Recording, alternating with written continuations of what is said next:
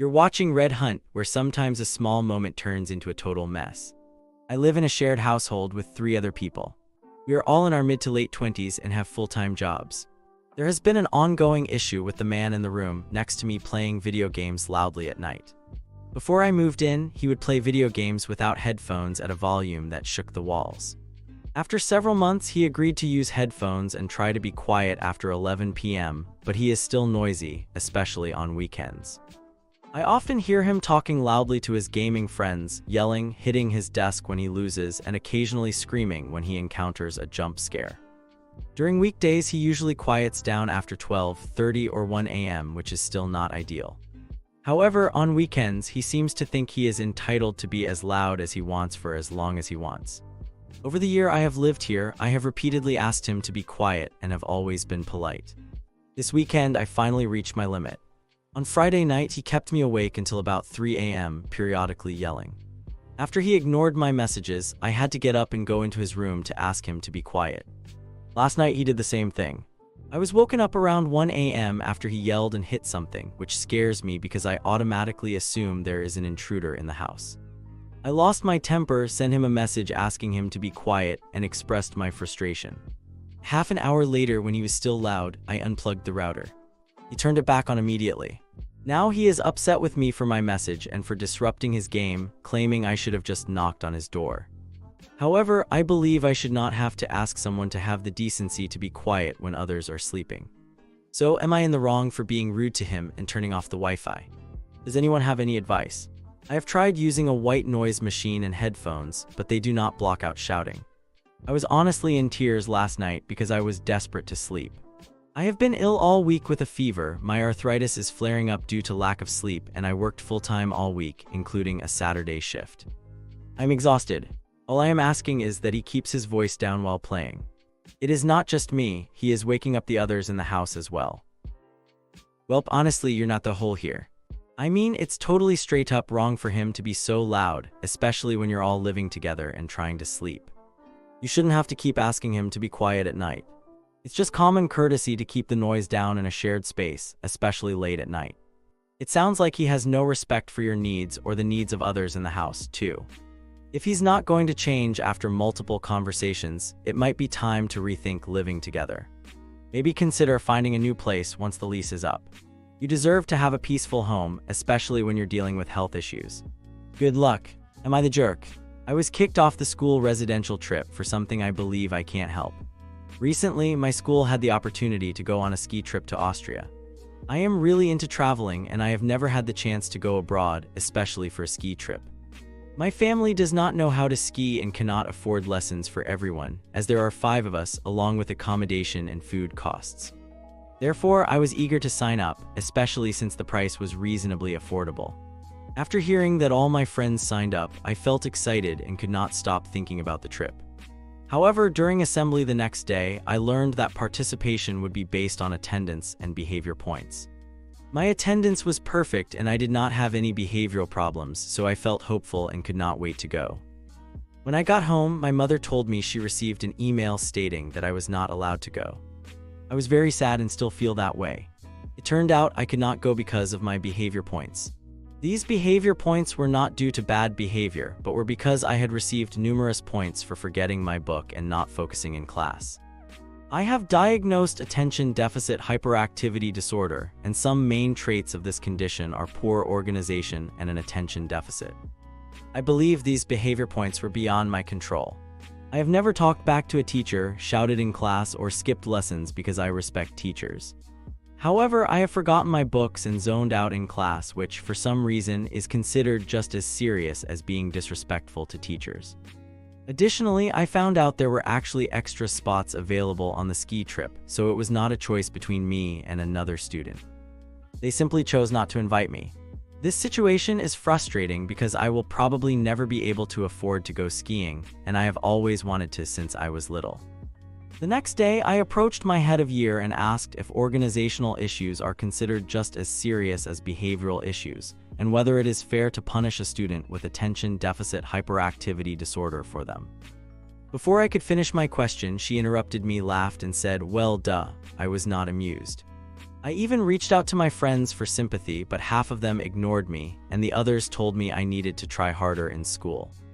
The lack of understanding about attention deficit hyperactivity disorder, especially among teachers who interact with neurodivergent students, is concerning to me. I keep trying to discuss it with people, but they seem to ignore me, and I am beginning to feel like I am the problem. Do you think I am overreacting? I feel like no one is on my side. For real though, think about it from the teacher's perspective. If you forget your materials, it affects everyone you know. They're not your babysitters, and honestly, they have their own challenges to deal with. Showing up prepared. That's just basic respect for their time and effort. If everyone forgets their materials, then there's no class, right? It's super easy to blame others, but this is really about your responsibility. School is teaching you real-life skills, and you can't expect the world to cater to your struggles. Instead of just complaining on Reddit, why not use this as motivation to get your organizational skills in check? Missing out on a ski trip might feel huge right now, but trust me, it's nothing compared to what's at stake later if you don't get it together. Am I the jerk for snapping at my partner? I am a 23-year-old female, and I have been dating my boyfriend, who is 22 years old, for 3 years. Here's some backstory. My boyfriend and I still live with our parents while we are trying to save up for a place of our own. We both come from Hispanic families, and in my experience, girls often do not have the freedom to go out whenever they want and tend to have conflicts with their mothers. My boyfriend's family is more understanding, and he can talk to them if he needs to. However, my family believes that children should listen and follow instructions without question. Today, we plan to hang out after work because he would be visiting family out of the country soon. It would be our last night together before he leaves. I informed my mother earlier in the day that I would be going to my boyfriend's house after work. She responded by saying she might need to use my car, so I asked her to let me know before I got home. I did not hear from her, so I texted her while driving home. When I arrived home, my boyfriend asked if I would come over right after I changed. I explained that I was waiting for my mother to respond, and he said okay. An hour passed without any communication from my mother. I tried calling her, but she did not pick up. My boyfriend started to get impatient and urged me to come over. I told him I was late and apologized, explaining that if I texted my mother without her answering, I would likely face her anger and it could lead to another argument. At that point, he became upset and raised his voice. He accused me of always being my mother's subordinate, not standing up for myself, and claimed he wanted a normal relationship with me. He said I was acting immaturely. I responded by expressing my frustration, pointing out that he knows how my mother is and that I am doing my best to manage the situation with her. I emphasized that he does not have to deal with a narcissistic mother. He hung up on me, telling me to stay home and that he needed to be away from me. I insisted that we needed to talk because I do not want to respond to conflict by yelling without communication. I feel somewhat guilty about how I handled the situation, and I recognize he is right that I need to stand up to my mother. However, he does not understand the emotional toll it takes for me to express myself in my home. Am I the antagonist for snapping at my boyfriend? Honestly, it just sounds like a mess all around. Your boyfriend shouldn't be talking to you like that, even if he's frustrated. And your mom? Yeah, she's definitely playing games by not responding when she knows you want to go out. You shouldn't let her dictate your plans. Just tell her that if she doesn't reply, you're assuming you can use the car. I mean, you're over 18, so it's time to stand up for yourself. It feels like there's a maturity gap here. He really needs to sort out the mess at home. You both need to work towards being independent so you're not stuck in this kind of drama. Focus on getting your own jobs and education. It's about time to take charge of your life. Am I the jerk for wanting a balanced college course load versus a focus on salary trends? I am a 19-year-old male in year 11, and I am currently in the process of selecting a college course. My objective is to achieve a balance. I would like to pursue something practical with good job opportunities here in the Philippines, but I also want to choose something that I am keen on and find meaningful. At the end of year 10, I first mentioned taking up psychology because I was interested in human behavior. My mother promptly dismissed the idea with a very firm no. Her reasons were mainly financial. She stated that the pay was poor and the demand for psychologists here was low. She strongly encouraged me to pursue engineering instead. I was not interested in engineering at that time. This contradicted what I had heard from my school guidance counselor, who had a more positive perception of the demand for psychology locally. Later, the conversation came up again, and my mother insisted that I should take data science. When I asked her why, her reasons were entirely based on external considerations.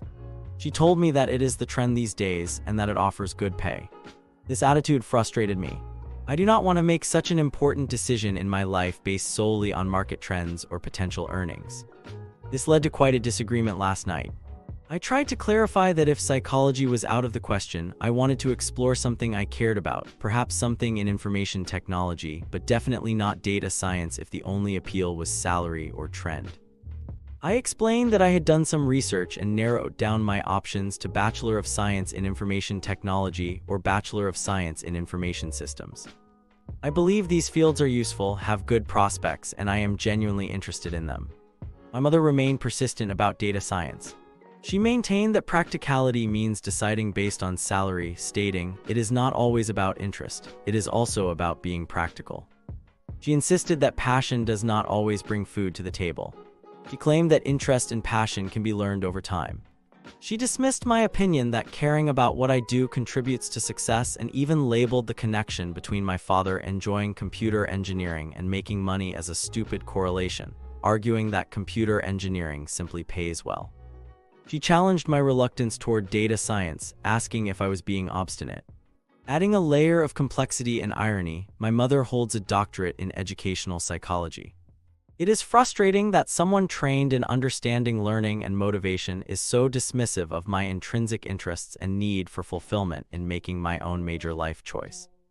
I believe that my decision regarding Bachelor of Science in Information Technology or Bachelor of Science in Information Systems is a well-considered compromise.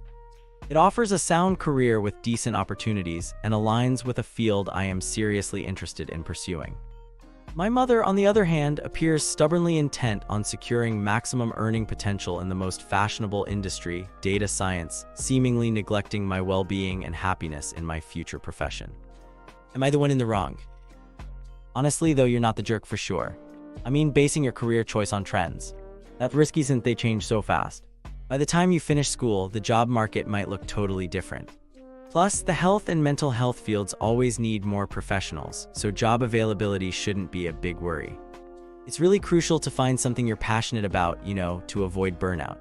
So research the fields you're interested in, including the one your mom prefers. Gather data on job prospects, salaries, and how much you'd enjoy each option. Even if she doesn't come around, you'll have a clearer picture of your path. Just remember, it's about your future, not just following the crowd. Am I the jerk for confronting my parents? Today, I, 15 years old, female, and my boyfriend, 16 years old, male, had an important date that we had been planning for a little while. After work, we met at my house, but my mother decided to push our date back from 2:30 p.m. to 6:30 p.m. because it was too hot outside. Both of us did not mind the change, as my mother was not the one taking us. We ended up watching television until it was time to go. My brother was supposed to drive us because we knew he would take good pictures and allow us some private time to exchange gifts. However, since the date was postponed, my mother ended up taking us instead. After we set up on the beach, she asked us to wait while she started a live stream on TikTok. We waited for about 5 minutes for her to finish talking. All of the gifts were wonderful, and I received a very pretty promise ring. We thought my mother would only take photos and videos, but she was live streaming the entire event. I felt confused and a bit irritated, so I asked her multiple times, "Okay, Mom, can you please turn off the live stream? And Mom, can you show them something else?" She shared our names and showed our faces, which made everything quite awkward. At times, the camera was very close to us. Afterward, we planned to have dinner, but my mother insisted on joining us. I did not mind her presence, but I wished she had considered that we might want to eat alone. By this point, I was visibly upset, and she repeatedly asked me what was wrong at the table. I foolishly shared my feelings with her. After we dropped my boyfriend off at his house, my mother began yelling at me, calling me spoiled, a nasty person, a monster I do not recognize, and entitled. She also told me that I did not deserve a mother. I am a sensitive person, so it was difficult not to cry while she was screaming and hurling insults at me. The most hurtful moment was when she asked, "Are you going to cry?" I responded, "No, you are not going to make me," and she replied, "I will make you cry." I am still uncertain about what she meant by that, and I hope she is not planning something harmful. My brother thinks I am in the wrong, but he was not there to witness the entire situation, so I am unsure of his perspective. My boyfriend believes I am in the right, but he does not want to get involved because he does not want to appear disrespectful to my mother. I understand his position, as I do not think I could remain calm if she lost her temper with him as well. I do not know if I am being dramatic or not, I just wish there was some respect. Am I the antagonist in this situation? If this is how it really went down, then honestly, you're definitely not the bad guy here. It's so annoying to see folks using their kids for social media clout. I mean that whole tantrum over a kid not performing well for the camera. That's just straight up wrong. It sounds like she's prioritizing her online image over her child's feelings. Like, who is she even live streaming to? Keeping dates simple and walkable seems like the best move until one of you can drive. It's wild how some people think it's okay to treat kids like props. Just keep doing your thing and don't let that nonsense get to you. You deserve better than that. Am I the jerk for filling up a recycling bin in a shared kitchen after taking it out? I live in a student accommodation with 8 people. We have a shared kitchen, shared hallway, and our own rooms. I have been living here since September 2024. I use the kitchen for less than 5 minutes each day and typically stay in my own room. The other residents do not seem to like me, and while I won't go into the entire background, I do not believe they are good people. There is a bin rota for the kitchen trash, which includes 2 recycling bins, a general trash bin, and a food waste bin. I usually take out my own garbage from my room, so when the bin rota was implemented in October, I felt annoyed since I do not contribute to the kitchen trash at all. We argued about it, but I eventually gave in.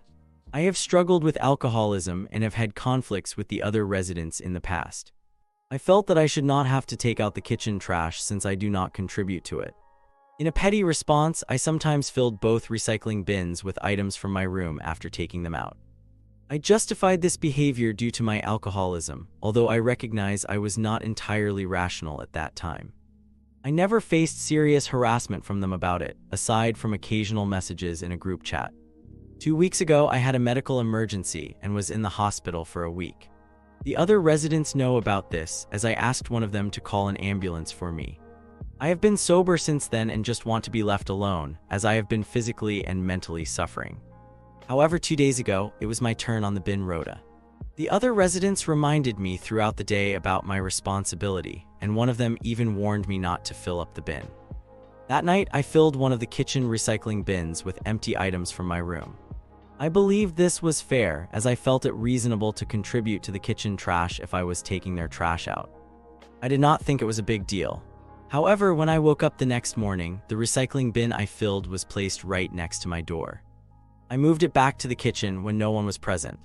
They then moved it back to my door. I attempted to move it to the side of my door so I could exit my room, but they continued to return it to the front of my door. This back and forth occurred multiple times. They harassed me at least 5 times whenever I tried to leave the flat to take it out. On one occasion, they saw me opening my door to move it, sprinted toward my door, banged on it, and shouted slurs at me, demanding that I take the recycling bin out. They then placed the bin right in front of my door again. They even put up a sign on the wall across from my room in the hallway, telling me to take it out. Additionally, they would randomly bang on my door at different times. The last time they moved the bin back to my door, they flipped it upside down for some reason. You're definitely the one in the wrong here. I mean, it's pretty clear it was your turn to take out the trash. You should have filled the bins with your stuff before doing that. By waiting to fill them after taking out everyone else's trash, you just made it harder for everyone. It's not that complicated, just bin your stuff as you go and it'll save everyone the hassle. Honestly, if you're feeling so overwhelmed by this, maybe think about moving out and living alone. Empty the trash, keep it simple, and avoid the drama. This whole mess could be much easier if you just did your part. Just take the trash out and make it a routine. It's really about being fair to your housemates. Thanks for watching. When you subscribe, make sure to hit the bell to turn on notifications so you never miss a video. To finish listening to all the stories, check out the playlist in the description.